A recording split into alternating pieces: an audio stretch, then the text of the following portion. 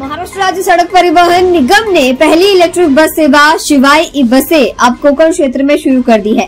राज्य मंत्री योगेश कदम ने दापोली डिपो में इन बसों का भव्य उद्घाटन किया है। ये कोकण क्षेत्र में शुरू की गई पहली ई बस परियोजना कहा जा रहा है, जिसका उद्देश्य आधुनिक, सुरक्षित और प्रदूषण मुक्त यात्रा को बढ़ावा देना है। महाराष्ट्र सरकार पुराने वाहनों को हटाकर अब नए अत्याधुनिक बसें उपलब्ध करा रही है, जिससे यातायात बेहद सुचारू हो सके। दापोली के लिए फिलहाल 10 ई बसें शुरू की गई है, जिससे लोगों को काफी आसानी होगी और आने वाले समय में इन बसों की संख्या बढ़ाई जाएगी। और साथ ही साथ शिवाई ई बसें अब कोकण के अलावा और भी जगह पर चलाया जाएगा, जिसकी तैयारियां शुरू कर दी जा चुकी है। फिलहाल इन सभी को लेकर योगेश कदम ने क्या कुछ कहा है, आइए सुनते हैं। महायुतीच्या सरकारच्या वतीने महाराष्ट्रामधील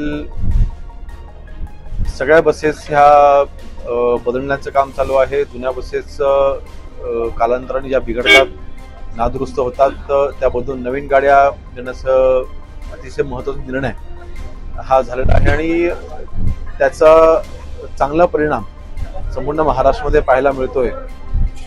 माझ्या दापोली मतदारसंघामधील दापोली तालुक्यामध्ये विशेषतः ह्या नवीन बसेस सरकारच्या वतीने येत असताना ई बसेस म्हणजे प्रदूषण विरहित आणि पूर्णपणे इलेक्ट्रिक मध्ये चालणाऱ्या बसेस आज दाखल झालेल्या आहेत।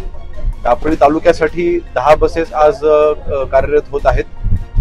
पुढच्या काही कालावधीमध्ये अजून 15 बसेस, अजून जवळपास 25 बसेस ह्या दापोली तालुक्याला मिळणार आहेत।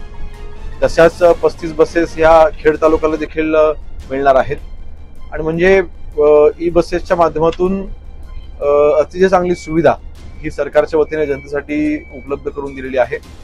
मी महाराष्ट्र राज्याचे मुख्यमंत्री देवेंद्र फडणवीस साहेब, उपमुख्यमंत्री एकनाथ शिंदे साहेब, माननीय अजितदादा आणि परिवहन मंत्री सरनाईक साहेब यांचं मनापासून अभिनंदन करतो, आभार मानतो जनतेच्या वतीने।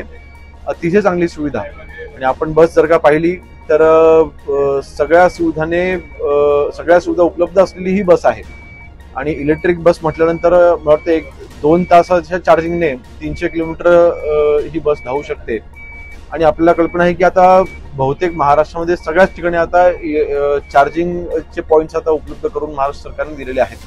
तर अशा वेळेस एक चांगली सोय, सुविधा ही सर्वसामान्य नागरिकांकरता, महाराष्ट्रामधल्या सर्वसामान्य नागरिकांकरता महायुती सरकारने उपलब्ध करून दिलेली आहे। मी जनतेच्या वतीने पुन्हा एकदा माननीय मुख्यमंत्री महोदयांचं आणि आमच्या दोन्ही उपमुख्यमंत्री महोदयांचं मनापासून अभिनंदन करतो। महायुतीच्या